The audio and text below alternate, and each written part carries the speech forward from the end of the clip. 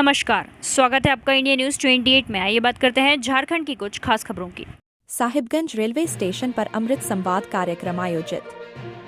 साहिबगंज गुरुवार विशेष अभियान 5 के तहत पूर्व रेलवे मालदा मंडल द्वारा साहिबगंज रेलवे स्टेशन पर अमृत संवाद कार्यक्रम का आयोजन किया गया। यह कार्यक्रम नागरिकों और भारतीय रेल के बीच सहभागिता एवं संवाद को सशक्त बनाने की दिशा में एक महत्वपूर्ण पहल है। कार्यक्रम की अध्यक्षता मंडल रेल प्रबंधक मनीष कुमार गुप्ता ने की। इस अवसर पर मंडल के वरिष्ठ अधिकारी, स्थानीय कलाकार Amrit Prakash, NGO Sanjeevani Ganga, eastern railway high school के छात्र शिक्षक, भारत स्काउट्स एवं गाइड्स, रेलवे कर्मचारी एवं बड़ी संख्या में यात्री उपस्थित रहे। डीआरएम मनीष कुमार गुप्ता ने स्वच्छता, जन जागरूकता एवं सामुदायिक भागीदारी के महत्व पर जोर देते हुए यात्रियों से स्टेशन परिसर को स्वच्छ रखने का आग्रह किया। उन्होंने अमृत भारत स्टेशन योजना के तहत साहिबगंज स्टेशन पर चल रहे विकास कार्यों और यात्री सुविधाओं की जानकारी भी साझा की। कार्यक्रम के दौरान स्वच्छता एवं जन जागरूकता अभियानों पर विशेष बल दिया गया। कचरा के लिए सूखे एवं गीले कचरे के डस्टबिन लगाए गए तथा स्टेशन परिसर में गहन सफाई अभियान चलाया गया। स्वच्छता एवं सामुदायिक सेवा में योगदान देने वाले व्यक्तियों व संस्थाओं को सम्मानित भी किया गया। यह आयोजन एनएचएम विभाग द्वारा अन्य विभागों के सहयोग से किया गया, जिसने रेलवे परिसरों को अधिक स्वच्छ, हरित और सतत बनाने की मालदा मंडल की प्रतिबद्धता को प्रदर्शित किया। डीआरएम मनीष कुमार गुप्ता ने बताया। साहिबगंज से संथाल परगना ब्यूरो मनीष कुमार शर्मा की रिपोर्ट। बंद कमरे में नहीं था, तो यहाँ पे यात्रियों से मिलने के लिए आया था। आप सब मीडिया लोग यहाँ पे हैं, तो इसलिए हम लोग आप भी, क्योंकि जनता के एक मीडियम है जनता की आवाज़ को हमारे से तक पहुँचाने के लिए। तो अगर मैं आपसे संवाद करूँ तो इसका मतलब ये नहीं है कि हम जनता से संवाद नहीं कर रहे हैं। आपका माध्यम बहुत पावरफुल है, आप लोगों से हमें बहुत फीडबैक मिलता है जिससे हम लोग इम्प्रूव करते हैं। जैसे आपने बताया कि हम लोग अमृत काल में हैं,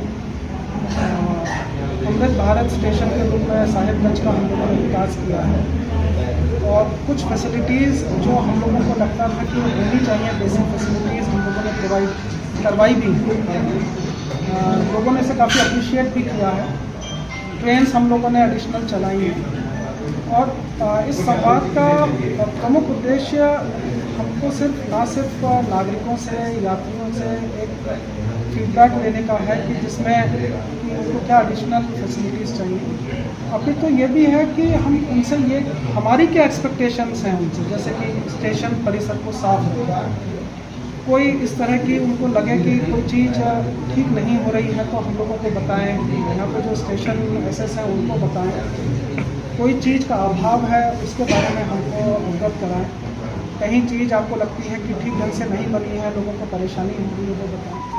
दिव्यांगजनों के लिए अगर कोई एडिशनल फैसिलिटी चाहिए वो हम लोगों को बताएं।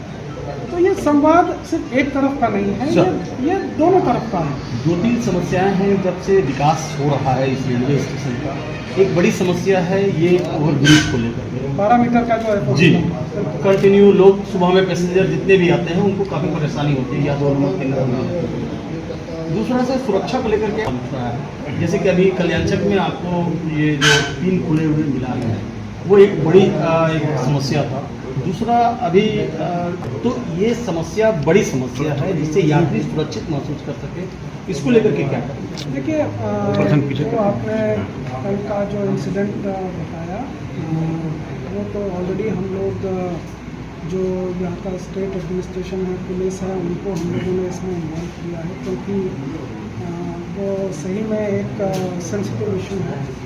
नॉर्मली इस एरिया में कभी आज तक जो मैंने पूछा, लोगों से बातचीत की, कभी इस तरह का कोई हिस्ट्री नहीं रही है और ये होना बहुत ही सीरियस इशू है, क्योंकि इससे यात्रियों की सुरक्षा खतरे में पड़ती है।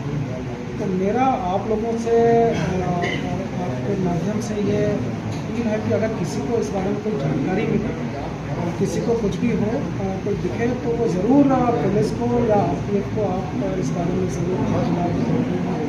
और भविष्य के लिए भी आप लोग, क्योंकि यात्री हैं, लोग किसी को अगर कोई ऐसी दिखता है कि ट्रैक के किनारे कोई संदेहास्पद व्यक्ति घूम रहे हैं जिनका कोई पर्पज़ नहीं है, नहीं होना चाहिए, तो उसके बारे में हम लोगों की जो हेल्पलाइन नंबर है उस पर ज़रूर हम लोगों को अवगत करें, क्योंकि सुरक्षा की जिम्मेदारी ज़रूर हम लोगों की है, परंतु अगर आपका सहयोग मिलेगा तो हम उसे और बेहतर ढंग से कर पाएंगे।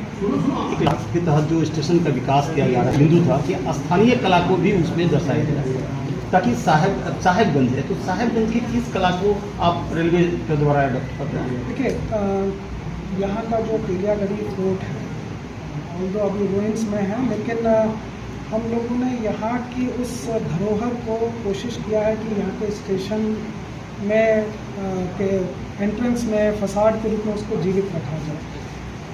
यहाँ पे और भी बहुत सारी कलाएं हैं और हमें बहुत खुशी होगी कि आप लोग आगे आएँ, हम लोग उनसे संवाद करके, उनसे बात करके उनकी जो कला है, यहाँ की लोकल कला, चाहे वो हैंडीक्राफ्ट है, चाहे वो टेराकोटा के कलाकृतियाँ हैं, चाहे वो चित्रकारी है, तो वो आप हमें बताएं, हम स्टेशन को उसमें ज़रूर इन्वॉल्व करेंगे और स्टेशन को उनको दर्शाएंगे, क्योंकि जैसे मैंने कहा कि ये सिर्फ हमारा उद्देश्य ना सिर्फ यात्रियों को सुविधाएं देना है, अपितु यहाँ की जो local art and culture heritage है उसको भी बढ़ाएं।